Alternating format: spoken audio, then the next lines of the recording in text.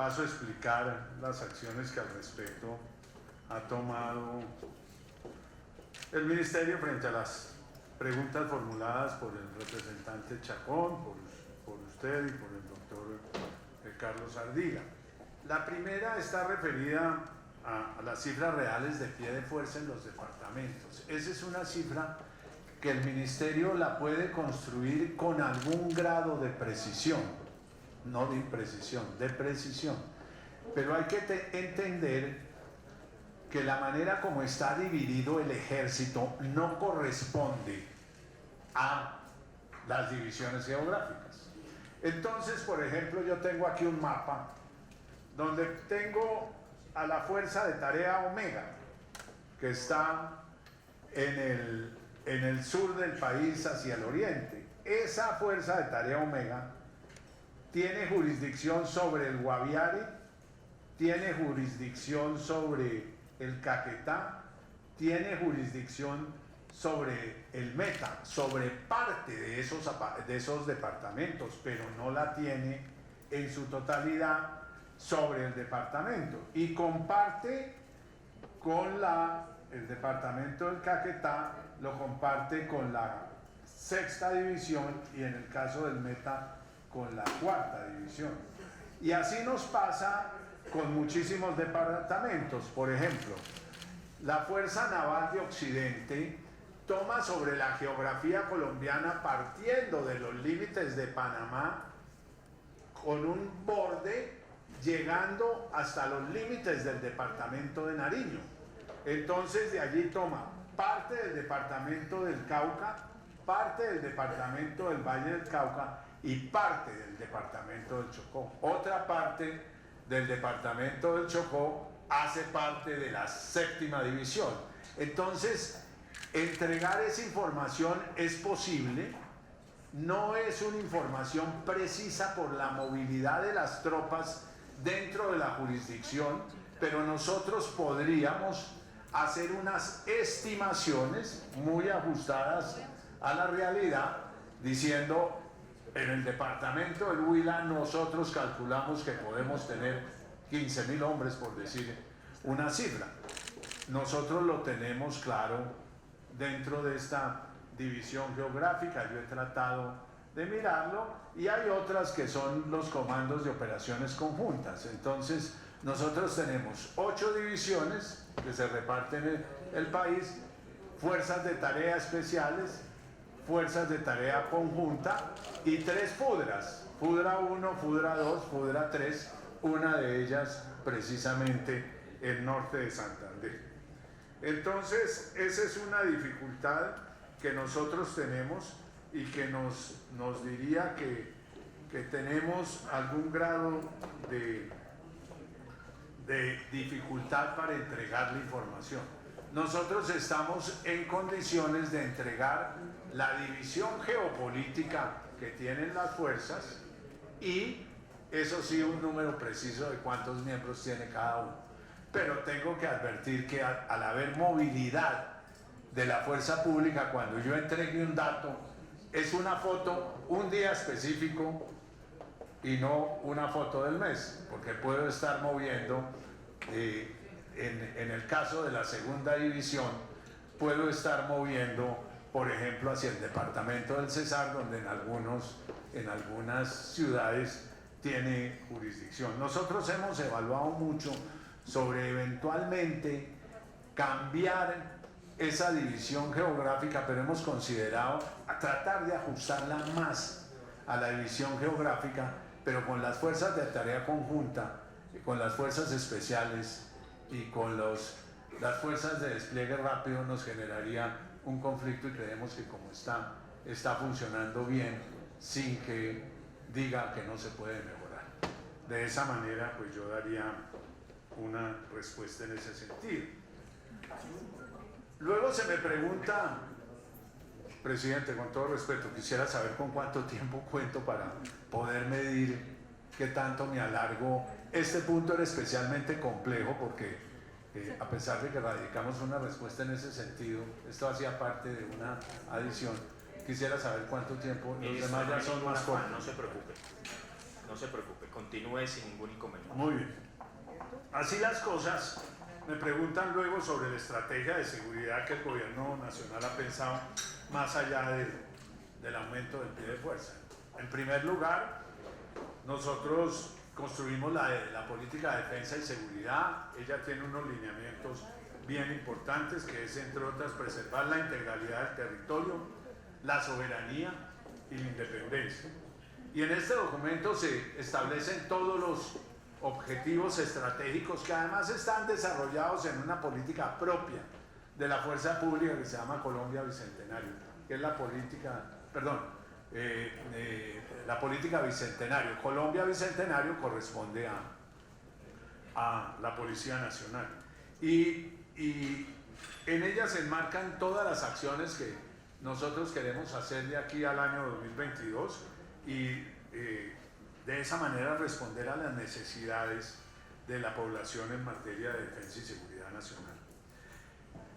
Esta política parte de la premisa del fortalecimiento de la legitimidad y especialmente de la legalidad. Hay que volver sobre la legalidad y llegar a los lugares más apartados del territorio nacional, siempre con plena observancia de los derechos humanos.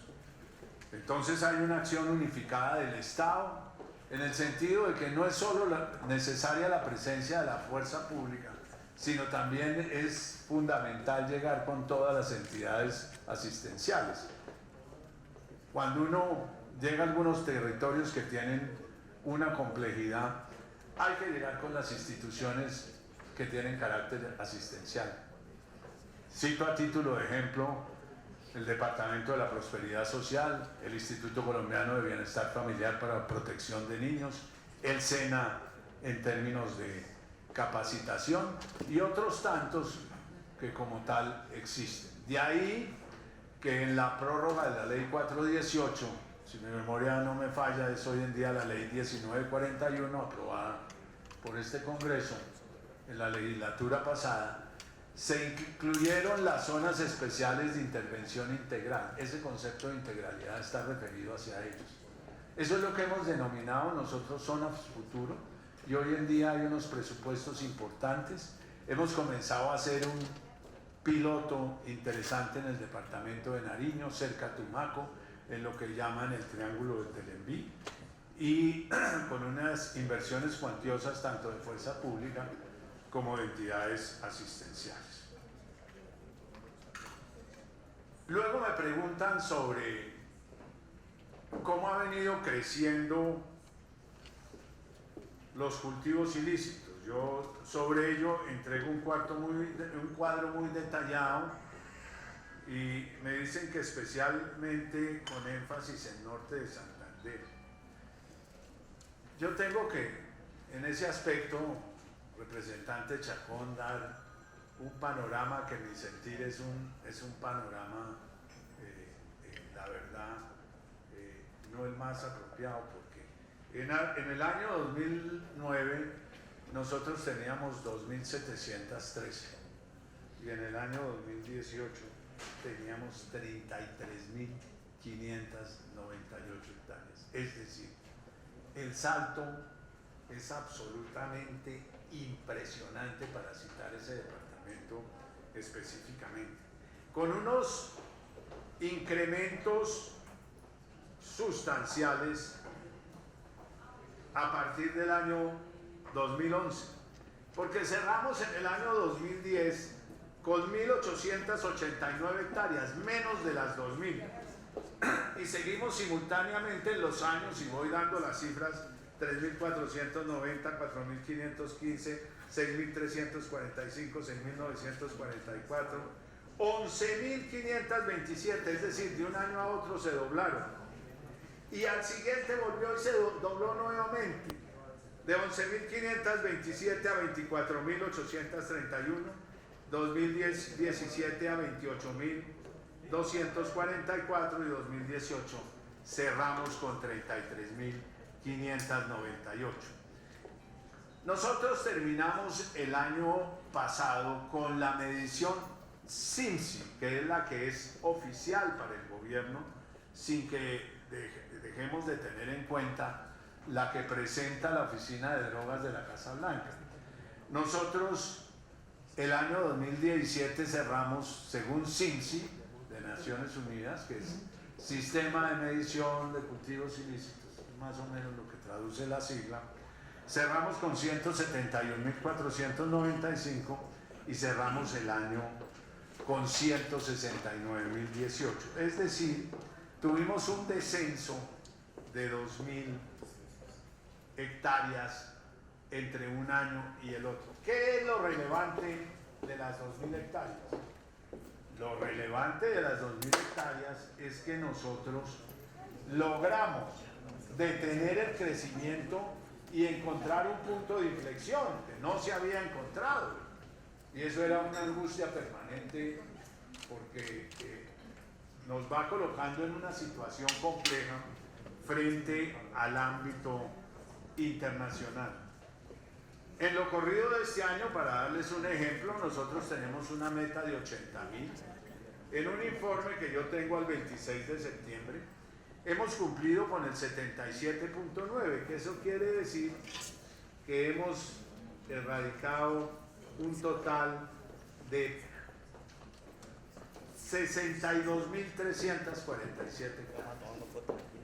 Eso nos permite afirmar casi con seguridad que vamos a tener un descenso importante al terminar el año, que podría estar medido en términos de 20 a 30.000 hectáreas, dependiendo de la resiembra y de la expansión de cultivos ilícitos. Para claridad, nosotros llamamos resiembra volver a sembrar en el mismo punto y expansión de cultivos irse hacia otros lugares.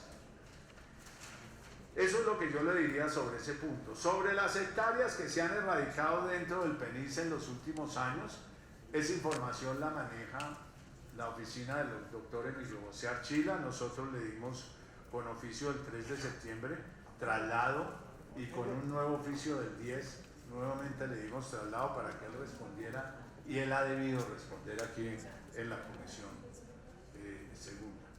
¿Cuántas faltan por erradicar?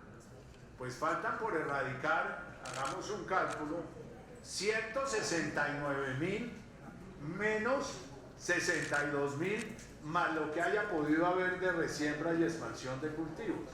Entonces, en ese cálculo, y sin que sea una cifra que me comprometa con ella, si a mí me pidieran una estimación matemática por la experiencia, yo diría que nosotros debemos estar cercanos a las 150.000 hectáreas. Entonces respondería en un estimado matemático que podríamos llegar a 150.000 hectáreas. Luego se me pregunta sobre la presencia de grupos armados organizados en las zonas de cultivo. Y hacemos una clasificación de esos cultivos ilícitos, y digamos que en el caso del ELN sus lugares primordiales son Nariño, Cauca, Chocó, norte de Santander, Antioquia, sur de Bolívar. Y yo nombro Arauca porque tiene un nivel mínimo de cultivos ilícitos, pero es más la presencia del ELN que de los cultivos ilícitos. Nosotros podemos decir hoy que Arauca es un departamento libre de coca, y tenemos la misión también de ir declarando departamentos libres. Lo tenemos, mi querido Anatolio, ahí en el Guainía prácticamente, lo tenemos en el departamento de Santander y en otros departamentos que progresivamente, en zonas del antiguo Caldas, aunque hemos tenido algunos brotes. Boyacá tenemos 16 hectáreas, en el departamento del Cesar tenemos 31, en Cundinamarca no tenemos, en el Guainía, pues ya lo dije que era mi mínimo para contestarle a Anatolio que me estaba mirando. En Magdalena tenemos 2 hectáreas, en La Guajira tenemos 2, en fin, pero en otros hemos tenido el resurgimiento de grupos delincuenciales organizados. En cuanto al Clan del Golfo, está el norte del Santander, Chocó, Córdoba, Bajo Cauca y Urabá, Antioquia. Esos son los lugares. Los Pelusos están fundamentalmente en la región del Catatumbo, no digo ni siquiera en el departamento del norte de Santander, está en el Catatumbo y han tratado de incursionar en el Valle del Cauca y concretamente en el municipio de Jamundí hacia los Farallones, pero yo pienso que están desarticulados con posibilidades de rebrote. Tengo que anunciar con complacencia que la semana pasada fue dado de baja en una operación militar asombrosa, muy difícil, en un cañón absolutamente inexpugnable. Fue dado de baja el criminal alias Pácora. Él era el cabecilla central de los Pelusos. Entonces pensamos que este es un golpe sumamente duro para los Pelusos del norte de Santander y ese grupo pensamos que en el curso de los próximos meses, ojalá no sean años, seamos capaces de desarticularlo con la baja de su cabecilla principal. Las dificultades solo para sacar el cuerpo y para entregar otro capturado cuyo nombre respondía al alias de Hugo fue de una complejidad helicoportada gigantesca, pero se logró. Y el GAO residual, que está constituido a partir de la desmovilización de las FARC, tiene presencia en Putumayo, Nariño, Cauca, Meta, Guaviare, Bichada y Antioquia. Este es como un resumen general. Se me pregunta también sobre los miembros de la fuerza pública y sociedad civil que han sido víctimas de unas antipersonas en los últimos años. Lo tengo, eso sí, discriminado por departamentos año por año y podríamos decir que hemos venido haciendo un trabajo muy grande en el sentido que hemos disminuido el número de víctimas.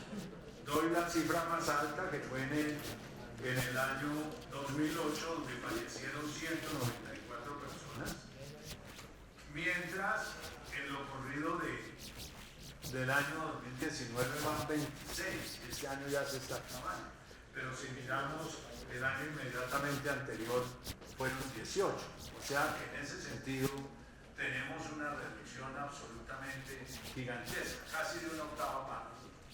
Eso gracias a los batallones de desminado, a las nuevas precauciones que se toman, al uso de los perros específicamente. ¿Y cuántas han sido desactivadas en los últimos 3 años y la requieren a nivel nacional y por departamento? En los últimos años, pues ahí la tengo explicada. Nosotros tenemos alrededor de 644, 285 y 279, 2016, 2017, 2018 y 2019. Estoy hablando de minas antipersonas, artefactos explosivos improvisados, etc. Más otro desminado que se hace con instituciones de Naciones Unidas, que hace que esa cantidad suba. Y entonces diríamos que con el programa Descontamina Colombia y todo lo demás hemos pasado de 1.137 a 421. En cuanto a los atentados, ataques y confrontaciones que se han enfrentado los grupos al margen de la ley, que es otra de las preguntas, yo voy a dar los datos más relevantes porque es una extensión tal del cuestionario que no llegaríamos tampoco a ninguna conclusión. Simplemente digo que el ELN entre 2009 y 2019 ha ejecutado 2.653 hechos armados dirigidos contra la fuerza pública y el sector estratégico y la población civil.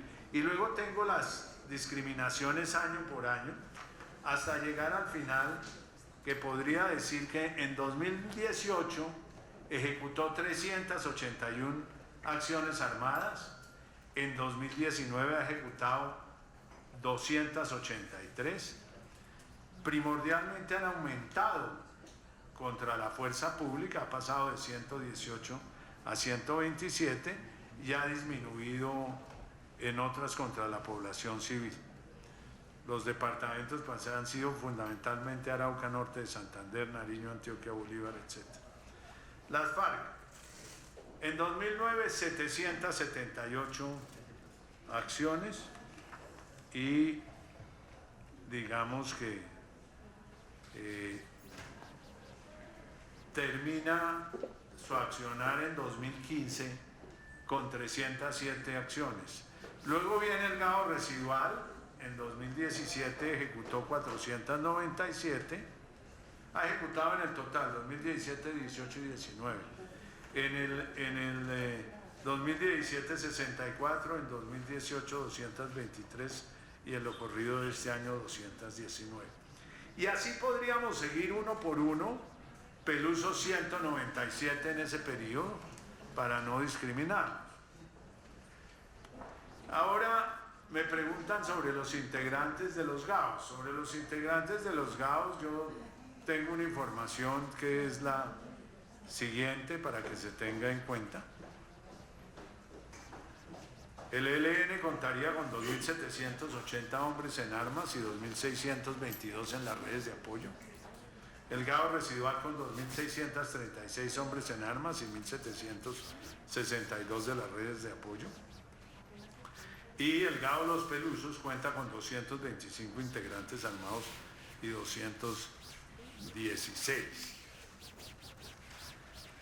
Confrontaciones de grupos al margen de la ley con la fuerza pública, pues también están claramente explicados dónde han venido ocurriendo, cómo ha venido evolucionando en los últimos años, para llegar al año 2019 donde han ocurrido 283 acciones, como ya se había explicado. Luego viene la discriminación por FARC, luego viene la discriminación por Pelusos, con un gran nivel de detalle para que se pueda ser expresado en este debate. La pérdida de vidas humanas, heridos, afectaciones físicas de por vida. Este es un documento bastante extenso. Fue necesario enviarlo en Excel por su extensión. Sería eterno aquí sentarnos a explicarlo. Son unos cuadros complejos, pero está a un nivel de detalle total. Y los niveles de afectación a los bienes de uso público, como escuela, puestos de salud y todo lo demás, los hemos puesto por instalaciones de la fuerza pública, por departamentos. Y en Norte de Santander pues hemos visto que en los últimos años ha venido disminuyendo, pero tenemos en total 494 bienes afectados en ese periodo. En el año 2018 fueron 9, en el año 2019 vamos en 25. Aquí está la afectación a los oleoductos. Esto no incluye válvulas ilegales. Hay que tener lo que es una manera de afectar. Las válvulas ilegales no las comprende.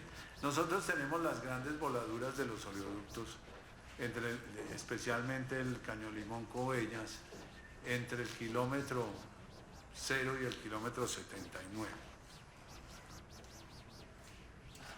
Casos de secuestro, pues esta es una cifra que la verdad también está en un documento Excel, pero por ser un crimen tan supremamente abominable, yo le tengo un capítulo especial. Fue enviada la información, pero yo les hago un resumen rápido de cómo hemos venido evolucionando en los secuestros. Nosotros venimos prácticamente de 4.000 secuestros y les doy el dato de los 2 últimos años. En el año 2018 cerramos con 176 secuestros. Esa fue la cifra total de secuestros.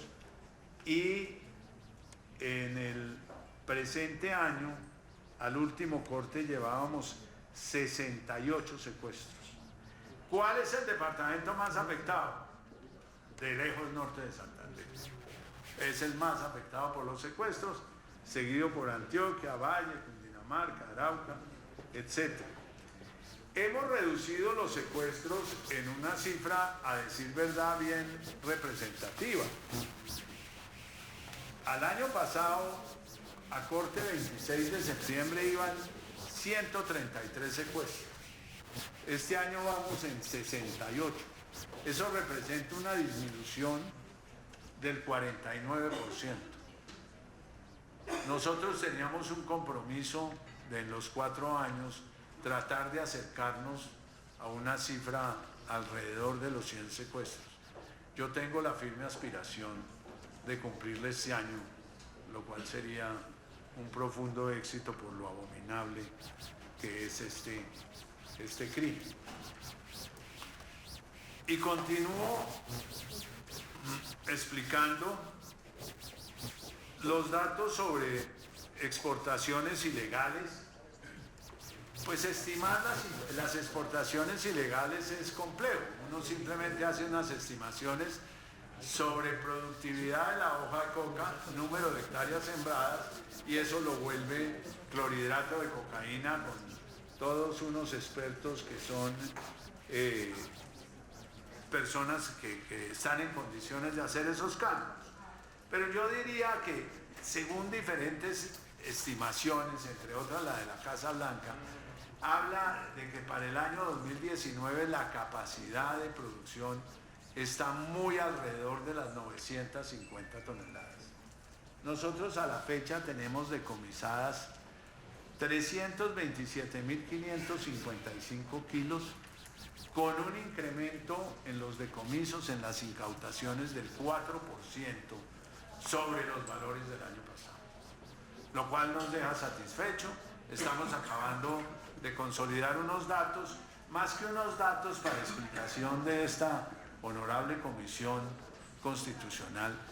Como hay muchas aprehensiones que son sobre el Océano Pacífico, la gran mayoría por la vecindad, con una costa llena de ríos y de esteros desde donde salen sumergibles, lanchas rápidas y demás, es un trabajo conjunto que hacemos con los Estados Unidos. Entonces, nosotros sabemos de los decomisos, damos el aporte, la aprehensión final, la incautación la hacen ellos, y nosotros tenemos que esperar una certificación para poderlas incorporar a las estadísticas para hacerlo más realista. Aquí en esto, y sea el momento de decirlo, hemos venido siendo lo más riguroso desde el punto de vista estadístico para que la opinión pública no se llame errores. Vivimos depurando datos. Los datos son cambiantes porque en datos de criminalidad pues se dan circunstancias que son adversas. Entonces pongo el ejemplo clásico de la lesión personal. Una persona es lesionada, esa persona posteriormente fallece, entonces hay que hacer un proceso de depuración de sacarlo de la estadística de lesiones personales para llevarlo a la estadística de homicidio. Y hay otras que es como la de secuestrados, que tiene que permanecer el registro porque fue extorsivo, y si además muere hay que llevarlo como homicidio. Y la Fiscalía en algunos casos discrimina e involucra otros delitos que lo hacen más complejo. A usted le rompen el vidrio, distinto al hurto, usted tiene un daño en bien ajeno, y si lo hizo con otras personas, estamos frente a un concierto para delinquir. Entonces esos tipos penales que son complejos, es lo que finalmente tratamos de articular todas las semanas con unas mesas de trabajo con la Fiscalía General de la Nación. O sea que cuando ustedes vean algún dato que no es concurrente con CIEPCO, que es nuestro sistema estadístico, no hay por qué preocuparse porque sufren esos procesos de depuración y son maneras diferentes de ver las cosas. Pero se ha venido trabajando en eso. Hay que recordar que la Fiscalía no llevaba estadísticas sino a partir de cierta fecha, y el sistema que nosotros tenemos es un sistema, el CIEPCO, que se creó en el año 2003 y que año tras año, en 16 años, se ha venido depurando. La Fiscalía lo lleva a través de lo que llama el SPOA, Sistema Penal Oral Acusatorio, y simplemente lo que le va ingresando como tal, pues allí lo va registrando. Como les decía, y complemento lo del secuestro, en este momento tenemos a 26 de septiembre 11 personas privadas de libertad, secuestradas, para ponerlo claro. Las otras han sido rescatadas, liberadas por presión y en algunos casos han pagado. Pero no terminé lo de la droga, pues calculamos que puede estar alrededor de 950. Hemos decomisado 327 en una proyección lineal que no necesariamente es cierta, estaríamos por encima de las 400 y tantas toneladas. En números redondos, Colombia es capaz de incautar alrededor del 50% de la producción. No ha habido variaciones en el precio internacional que diga que se está exportando mayor cantidad, como tampoco la hay de que su precio haya variado por otras razones de escasez y demás, que haya disparado el precio.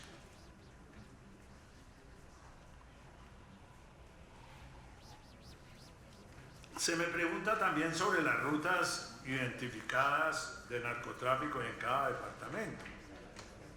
Discúlpeme un momento, señor ministro. Ha pedido una moción de orden el representante Chacón. Señor ministro, ¿cuánto tiempo? 2 minutos. 2 minutos. Para redondear. Perfecto. Gracias, ministro. 2 minutos simplemente para redondear. Vienen ya las regiones de policía y todo lo demás, y los afluentes hídricos para el tráfico de drogas y los desempeños operacionales, señor presidente. Y cerraría con un cuadro que es bien interesante, que son las capturas por el delito de tráfico, fabricación o porte de estupefacientes, que me parece lo más relevante. Esas capturas han venido disminuyendo y concretamente en el departamento de Norte de Santander también presenta la misma tendencia que tiene el resto de las ciudades. De esa manera, señor presidente, terminaría esta primera parte para, con posterioridad, frente a lo que planteé el representante Chacón, yo doy respuesta concreta.